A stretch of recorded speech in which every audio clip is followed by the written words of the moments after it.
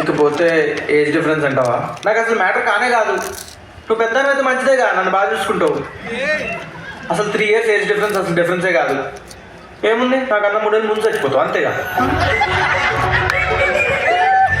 C I love you కాకి అని చాలా ఇష్టం నువ్వు అంటే.